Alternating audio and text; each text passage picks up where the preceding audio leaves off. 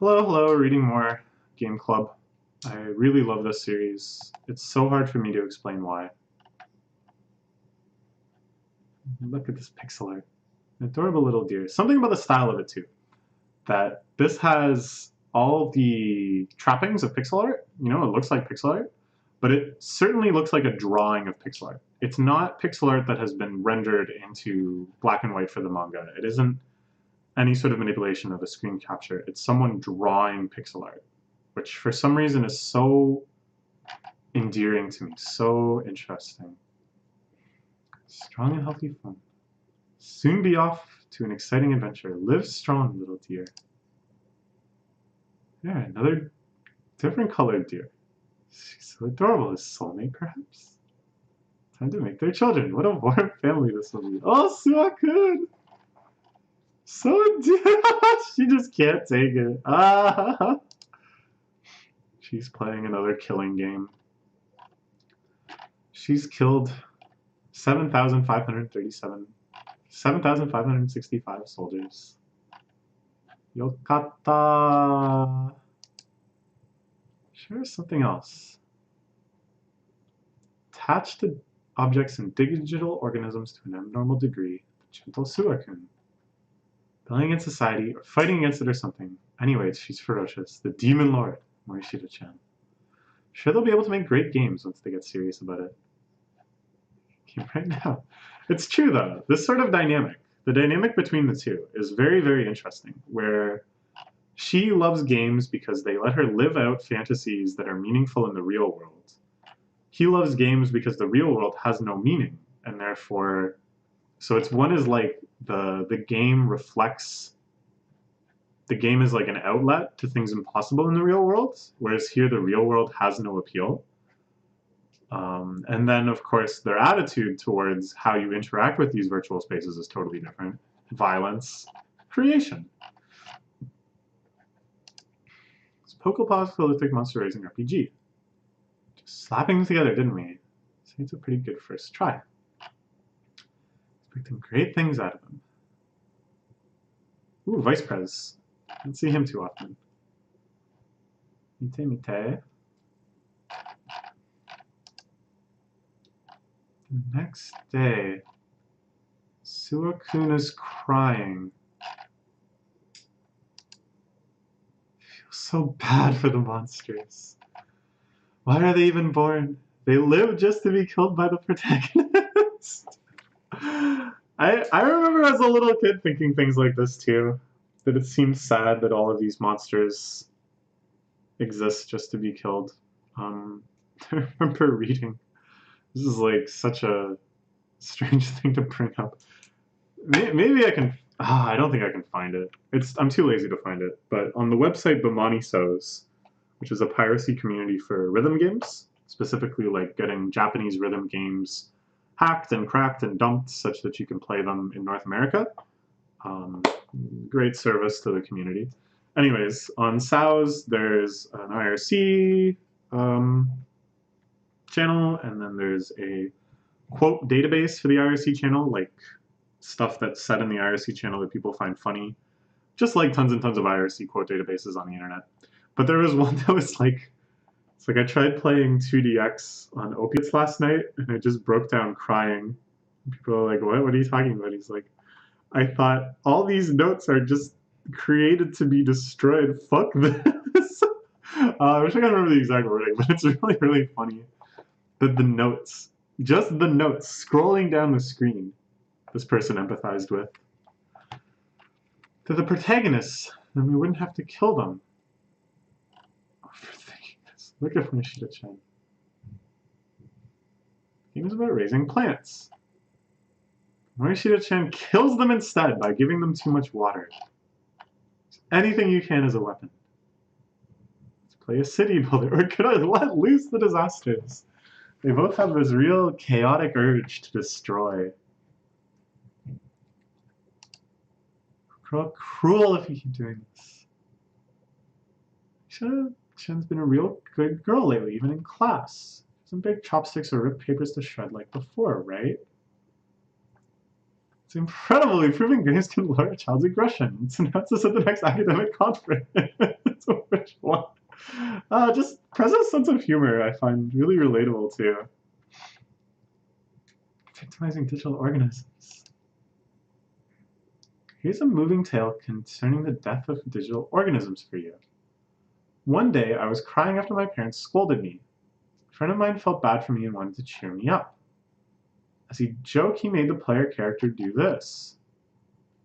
Just jump into the spikes. I remember as a kid that sort of thing really cracking me up too. I have such a fond memory of around when Majora's Mask came out. My cousin was over and I was showing him Majora's Mask. I don't think he'd played it yet, but he had played a lot of other Zelda games with me and stuff. And for some reason, he this like Ocarina of Time or Majora's Mask came out like 20 years ago, and yet I can still remember this so vividly. He's putting on the Goron's mask and running into the water over and over again, and going oh ho ho ho oh no oh ho ho ho, because as soon as you run into the water as the Goron, you drown, and then you would respawn with less hearts, and run into the water again. Oh, ho, ho, oh no, oh no, ho, ho, ho. I can remember it so clearly. I was laughing so hard, I was crying. We just couldn't stop. I don't know, something about just the delirium of playing games sometimes, about emphasizing that sort of disconnect. Another memory I have that this reminds me of is I live near a lot of Mennonites. Mennonites are people who live very traditionally. They don't typically have like cars necessarily. You see like horses and buggies go by sometimes. Sometimes they don't even have like electricity on their farms. They're not quite as hardcore as the Amish, I think, but it's a similar sort of concept. Anyways, they also dress quite distinctively, so you'll see them sometimes in like malls and grocery stores and stuff. Some Mennonites. And I was in Walmart once. I was in like the video game section, and I saw these Mennonite kids, mid-teens probably, but definitely Mennonites, dressed like Mennonites, and they were playing a racing game on the PS4, like Gran Turismo or something, I don't know. But the one guy playing it was just smashing his car into the wall of the track. I don't know through incompetence or deliberately or what. I can't imagine they're very good at video games, having not really played them. But him and all his friends were just killing themselves laughing at the fact that they were just smashing the car into the wall and grinding it up against the guardrails and stuff. Brought joy and warmth to my heart. That was years ago, but I can still remember that quite vividly too. That's just plain mean. This is why I hate games. Why you hate games? You're in the game club. What about there? No games without any depiction of violence. That's not true at all. Yeah, there's so many games without depiction of violence. I'm playing Animal Crossing right now. Before there was like potholes and stuff. Actually, I remember. Sorry, this series is triggering so many memories for me. I'm sorry these are all such tangents, but I remember I wrote a short story once. It was supposed to be like world building for a longer project I wanted to write. Didn't end up going anywhere, but whatever. The short story was about all these clubs that were gathered under the banner of Blue Flag. They were all the depressing clubs. And one of them was like Video Game Research Society, or Video Game Suicide Research Society, where they were trying to come up with speed runs of every game they could think of, where the objective was just to kill the player character as quickly as possible. And that this had expanded into things like glitching out of bounds in Animal Crossing and walking onto the train tracks such that it looks like the train hits you. And then later I thought of this again. Someone actually reached out to me and was like, oh, hey, this reminds me of your story, that she had seen that there was a glitch to get yourself onto the tracks in Animal Crossing such that the train looks like it's running you over. Anyways, but yeah, there's not supposed to be any depictions of violence in Animal Crossing. You can hit people with your net. Meh. You can shove people into potholes, or pitfalls, sorry. Meh. You could, in Animal Crossing 1, play NES games that had depictions of violence in them. I guess. Whatever. Isn't it hard living like that? Why are you so extreme? Of course it's hard. There's a reason for this. There's a story that brings tears to both the storyteller and the listener. Indeed, in that fateful day, I stumbled upon a kid's cartoon movie, with toys as its protagonists. This is clearly Toy Story 3. Or Toy Story 2. I guess this is a Toy Story 2, actually.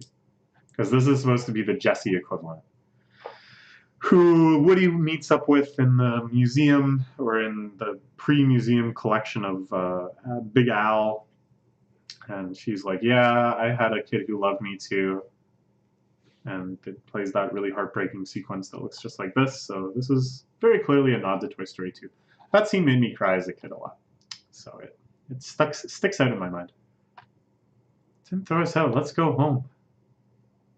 Case with me. There's no way Master would throw you out. Been abandoned. We have to accept that. Oh man, it's not just that he's sad. He's like freaking out. What's wrong with this cartoon? True. I can really understand this. As a kid, I was extremely sentimental about physical objects. The idea of like losing something from my childhood, having it deliberately thrown out, was heartbreaking to me. I would be inconsolable. I would cry about it. I think this might stem from the fact that when I was quite young, we were robbed once. Our house was broken into, and a lot of very sentimental things were stolen. Like some jewelry my mom had that had been passed down for many generations was stolen. Our camcorder, which had a bunch of tapes in the bag, was stolen. So all these videos they had shot of me as a little kid were just gone. And I think most relevant to me, a bunch of my video games were stolen, including like the save files I had on them were all gone. And I think I could comprehend the depth of that loss as a kid just enough that it like really effed me up. And then for a long time, I was really protective and sentimental about the objects around me. I think I became a little hoarder-y. I'm better about it now, but I think that still sticks with me, that like there's a lot of like really stupid things I won't throw out. There's probably some examples within grabbing distance. Like this is a card for my therapist that I go to. I don't need this card, but she gave it to me when she was like a student therapist when I first started seeing her, and then she became fully fledged and stuff. She graduated all of her courses. So she gave this to me because she's like, oh, isn't this cool? Like it shows, I shouldn't show the back because that's her personal info. Actually, I probably shouldn't even show the front. But yeah, I don't know. I don't want to throw it out. It's cool. I'm happy for her. That's just in grabbing distance. There's all sorts of crap in my room for sure. My room is filled to the gills with personal memorabilia. And as a kid, do you remember there's an ad for IKEA? This is kind of a famous ad where it shows a woman kind of struggling to operate a lamp. She goes to IKEA, purchases a new lamp. She throws the old lamp out. It's sitting at the street corner and it starts raining. Sad music is playing. And then a man with a Swedish accent walks over and says, I bet you feel bad for this lamp. That is because you are stupid. The new lamp is much better. And then it's like IKEA, Swedish for common sense. They played that ad all the time when I was a kid. And I felt kind of like this. Instead of feeling just sad or just like, oh, haha, I felt this like insane feeling of like, what's wrong with these people? Like, why are you manipulating me like this? Like, how could you make something like that? I freaked out about it sometimes. Yeah, I don't know. I was like a pretty unstable kid. Anyways, it's been so cruel. Yeah, no, I felt like this. You told me to throw you out. Could no longer throw away any of my toys ever since. Yeah, I remember as a kid, I would play with my toys with kind of like a world building, with kind of like a lore thing. I would imagine that they all were part of like a council. They would meet every night and like discuss the news of the day.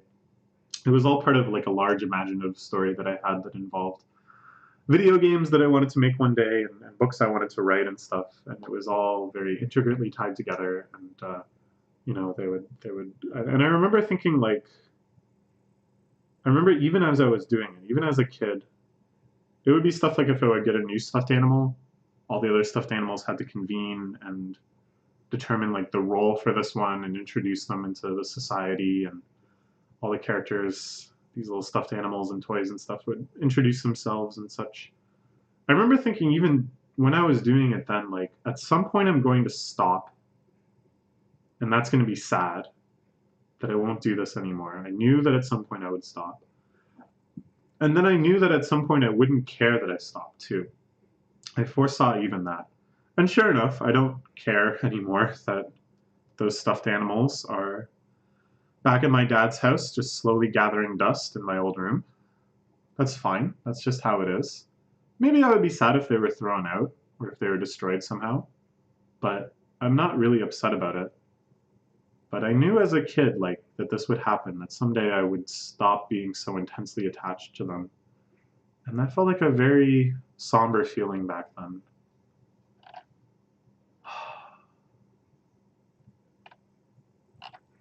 So cluttered. Throw out anything you don't need anymore. Can't. They're all my friends. Ooh. One can be so heartless sometimes. Nothing good would come out of getting attached to your toys. I can't say I don't understand though. Even the things you do that seem absurd at first, have a reason to them. And you do them based on what you believe. If I may though, Morishita-chan also acts the way she does for a reason, right? No, I don't. Leave me out of this. They did explain already Morishita-chan's motivations and kind of the root of her asocial behavior. There's a reason behind her violence. Never even considered that. From bullying in primary or something? Don't spread weird rumors. I've always been like this. Seriously, nothing interesting. I have no idea why I'd want to listen to this. Were we actually getting a more substantial flashback? Before she more just explained how she had felt. That at some point she decided that she would start breaking things as a substitute for violence, which she knew was unacceptable, violence towards another person. Nani-chan, always do what you think is right. Don't blindly follow what others say. Follow what your heart says is true. There are many that turn a blind eye to the wrongs of the world, pretending not to see because they're afraid of getting into fights, taking part in bullying because they're afraid of being hated. Don't let your fear of conflict keep you from doing what you think is right. Got it, Kuma. Punch.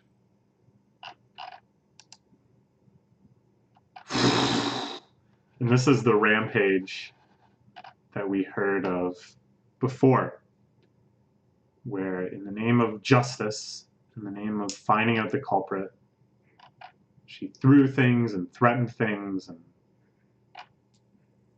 since then she's sublimated those violent outbursts into snapping chopsticks in half, ripping up paper, and now playing video games.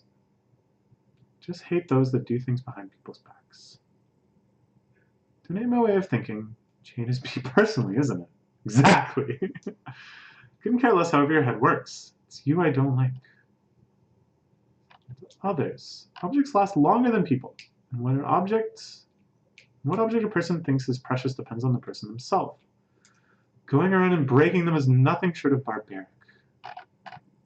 So this is the core of their conflict coming out right now. This is kind of the way that they've sort of developed these characters up independently, and they've had their own sort of arcs, and they've even interacted quite a lot before. And it all has just been kind of building up to this idea that they're so morally opposed on this idea of how you treat objects that like we knew, if we had thought about it, that this must be the kind of inevitable conflict that they would have. But it hasn't exploded in such explicit terms until now. Let's calm down. You know each other better now, right? Through this honest clash of opinions, you formed a deeper bond with each other. The way the press just wants everybody to get along. I could relate to that so much. I still think I could relate to her. The stuff with the knife is a little weird, but, you know, I don't know. I don't know. I don't know. I don't know. Sure to ruin a mess. What do you think? Suakun more is tragic. Same more. Morishita-chan side. Sorry, Mishika. She just wasn't paying attention at all. She was just thinking about video games. I don't leave yet. Damn, I've been thinking about Morishita-chan. People really don't understand each other. Morishita-chan may seem aggressive, but she really isn't. Like, you say you only love objects. What you actually loved wasn't something lifeless, but your real living bird. So it's his pet that he lost. Just like you, Morishita-chan isn't actually serious when she's killing digital organisms in games. She's just having fun. What she actually wants to kill is a real living person. I think Prez said too much just now. I think she said something she accidentally, she didn't want to say. She went too far into the real, maybe. Not that, but the deceit and injustice that lurk unnoticed. Yes, that is Morishita-chan's belief.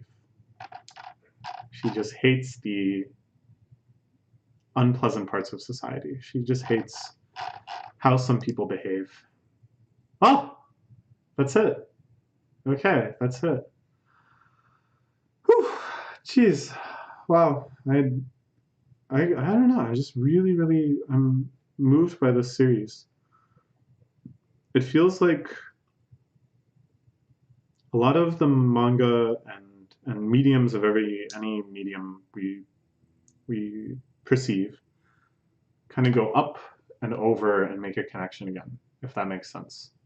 It's someone taking their personal beliefs and experiences and packaging it in such a way that they can shuttle it up through some understandable medium and land and be unpacked and then be understood by someone else.